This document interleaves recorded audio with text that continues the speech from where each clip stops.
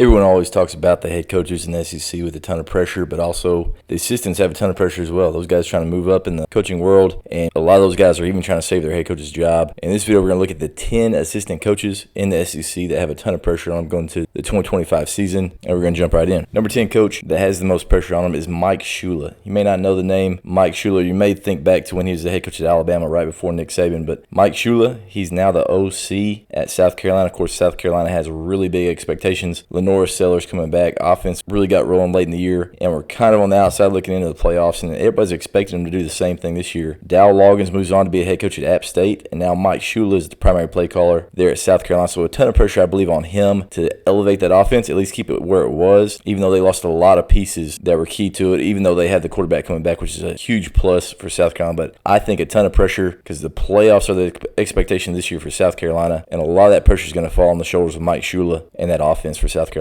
Number 9 assistant coach with a ton of pressure, Bush Hampton, OC at Kentucky. Now, of course, you don't think of the OC at Kentucky can have a ton of pressure because you think Mike Stoops, and everybody would say Mike Stoops is probably one of the better coaches in the country, but Kentucky, the fan base there is a little bit sick of what's going on. Obviously, when you're there for that long, you're expecting some results, and of course Kentucky has gone the wrong direction over the past couple of years with Mike Stoops at the helm. But Bush Hampton on the offensive side came in from Boise State a couple of years ago, really struggled last year. And the question right there, is that a Brock Vandagriff problem or is that a Bush Hampton problem? Really struggled offensively, looked anemic all year, didn't really do a whole lot. Now, of course, they did get a big win against Ole Miss, still weren't able to get even close to bowl eligible, and people are predicting basically the same this year. So if Bush Hampton doesn't step it up, I think he's probably going to be gone, and there's a chance that Mike Stoops is gone as well. But there have been some really good coaches that have come through Kentucky's OC. Of course, Liam Cohen is kind of the name that everybody's looking at, and that's kind of the offense that they expect. They expect a pro-style offense where they can control the ball and help out that defense. But Hampton last year really struggled, and I think there's a lot of pressure on him this year. Number 8 coach in the SEC with a bunch of pressure, Mike Bobo, OC at Georgia. Of course, Georgia was not typical Georgia last year. Couldn't run the ball very well. Struggled catching the ball. Obviously, they brought in a ton of different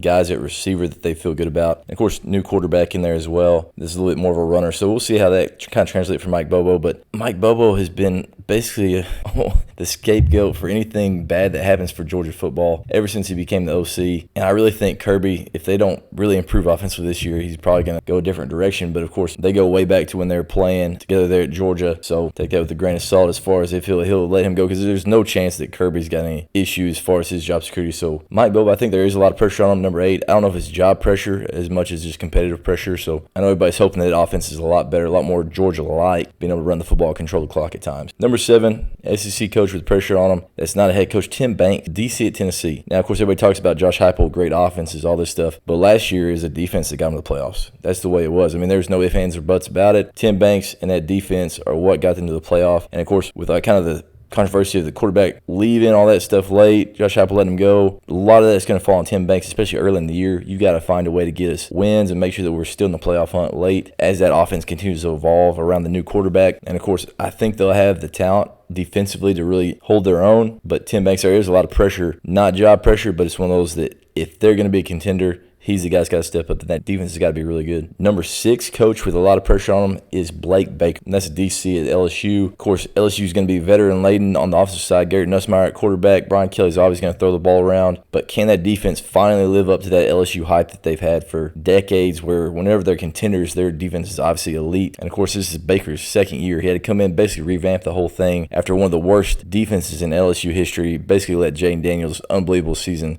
go to waste for just a 9-win year. So a lot of expectations for Blake Baker. And, of course, with a lot of guys returning, I think it's going to be one of those where this defense is improved quite a bit. So it's going to be fun to see LSU's defense this year. But there is a lot of pressure because Baker's got to come through. We know that offense is going to be rolling. And if that defense lives up to some of the hype and Blake Baker is able to get those guys playing on the same page, they're going to have a chance to be contenders this year in the SEC. Number 5 assistant coach that has pressure on him, Coleman Hutler. And I know all of you guys are saying, who is Coleman Hutler? And I get it. Who knows? But he's the defense coordinator at Mississippi State. And I think there's going to be a lot of pressure on him because Jeff Lebby can't fire himself. You got to have a scapegoat somewhere if they don't win a lot of games. And, of course, it's going to be an uphill battle for those guys to get to a bowl this year. I think their offense will obviously be improved. Lebby with the second year through. But that defense has got to give them a chance in more games. And if it does, then they got a chance to go to a bowl. And, of course, then I think they got a chance to kind of build on some things. But right there, Coleman Hutler, if he doesn't get it done, their defense doesn't improve this year, I think Lebby's probably going to let him go just to kind of give himself a little bit more grace. and try to find another guy for that DC role. But it'll be interesting to see how that plays out this year for Mississippi State. Number 4 coach in the SEC, that's an assistant with pressure, Ryan Grubb. And, of course, coming in, knowing Kellen DeBoer really well, expected to mesh, and Alabama's expected to be a playoff team, if not a national championship contender, and I think they will be. But Ryan Grubb has got to gel, and it's got to be a much better offense, which obviously year 2 under Kellen DeBoer, Grubb's going to make a huge impact on that quarterback room, and I really think just the offense in general all the way around. But there is a lot of pressure. I mean, think about this. If you go in 2 years in a row and don't get the playoffs the first 2 years after Nick Saban, there's going to be a lot of grumbling. And, of course, I think Kellen DeBoer is a top 5 coach in the country, but I also know that those people at Alabama, they expect championships. They expect to be competitive nationally, and I think Ryan Grubb is the guy that this kind of falls on this year. He's got to find a way, and I think he will because I think he's that good of a coach. But there is a lot of pressure. With that Alabama job coming in after Saban, there are high expectations, and I think they're going to try to meet him this year, and Ryan Grubb is going to be the guy that's able to help them find that. Number 3 coach with pressure on him, that's an assistant, Bobby Petrino. Now, of course, Petrino's been a head coach at so many different schools. He's a head coach at Arkansas. He's a head coach at Louisville, Western Kentucky, all these different spots. And now he's back as the OC at Arkansas. And this is his second season. Defense has lost a lot of pieces. That offense has got to be the one that carries them this year, I believe. I just don't think that defense is going to be able to stand up through the entire SEC gauntlet. So that offense has got to be really good this year. And by really good, I mean they've got to win 7, 8 games, really, possibly to keep Sam's job. But the thing is also, Petrino, if he wants to be a head coach after this year, I think he'll have a chance. If that offense is really rolling, I don't know if it's at Arkansas, I don't know if it's wherever, but I think he'll try to be a head coach probably after this season. So there is a lot of pressure there as far as just trying to build for yourself and your own career and get back into the head coaching role, and also to help Sam Pittman out that he can continue as a head coach at Arkansas until he decides he wants to retire. And of course, if they have a great offense and Sam decides he's going to retire, maybe Petrino can slide in that role again as a head coach. Would be unbelievable arc as far as that story for Bobby Petrino. But there's going to be a lot of pressure on everybody at Arkansas this year. Number 2 on the list, not even a coordinator, but maybe the most pressure packed of the whole thing, Kent Austin. QB's coach at Auburn. Auburn's upgraded that roster. Got a pop this year. And, of course, Ken Austin's in charge of not only trying to turn that offense around with a quarterback that was somewhat prone to turnovers last year. They had a lot of fumbles and struggled, got benched there at Oklahoma. Bring him in and turn him into the caliber of quarterback that they need at Auburn to take that next step, which I think the talent is there. They just got to kind of pull it out. And, of course, that offense was really prone to turnovers last year as well, with Peyton Thorne, through tons of untimely interceptions that cost him, 1-score game, kept Auburn out of a bowl game. So to me, Kent Austin, if he can find a way to get Jackson Arnold on the same page with Coach Freeze, we know the offense is going to be dynamic. I think they got some playmakers on the edge, but that's a pressure-filled situation, getting Jackson Arnold to come through and be the savior basically of that entire program, because we know everybody's on the hot seat there, on the plains there in Auburn. And the number 1 coach in the SEC that has a lot of pressure on him, Ben Arbuckle, coming straight in from Washington State. Tons of expectations. People call him the next Lincoln Riley.